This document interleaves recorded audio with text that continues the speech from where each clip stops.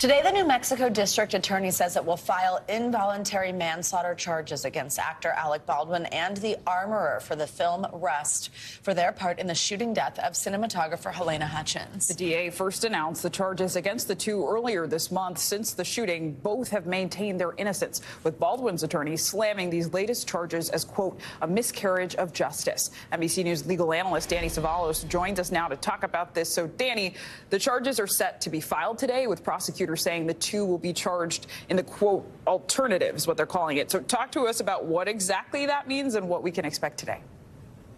Under the statute, there are two different theories of involuntary manslaughter. The first is doing a lawful act with what's called gross negligence. In criminal law, that basically means recklessness.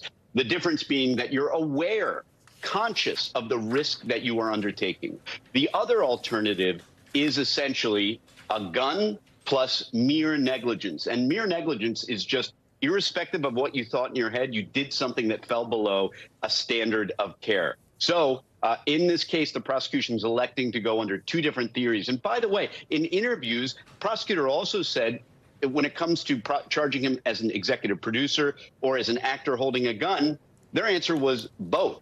So prosecution's going with a lot of alternate theories here. I wonder how that's going to play out with the jury. If I'm defending the case, I point out, hey, prosecution hasn't even committed to a theory of responsibility here. Danny, I actually want to ask a question sort of related to that, and first read this statement. It's from the Actors Union, which is also sort of interesting. They put this statement out on Friday saying, quote, the prosecutor's contention that an actor has a duty to ensure the functional and mechanical operation of a firearm on a production set is wrong and uninformed. An actor's job is not to be a firearms or weapons expert.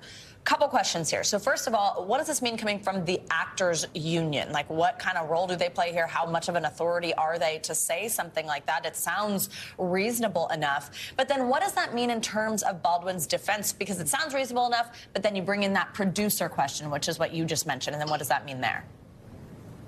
I got to tell you, I've spoken to a ton of firearms and stunt experts, and frankly, they're all over the board on this issue. But here's what that statement by the Guild tells us.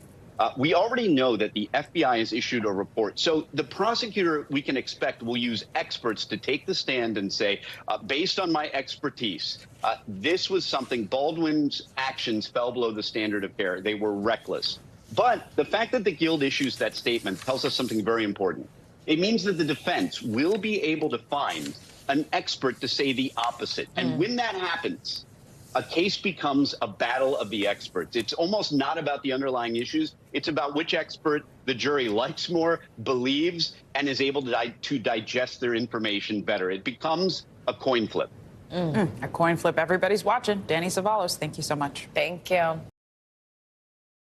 Thanks for watching our YouTube channel. Follow today's top stories and breaking news by downloading the NBC News app.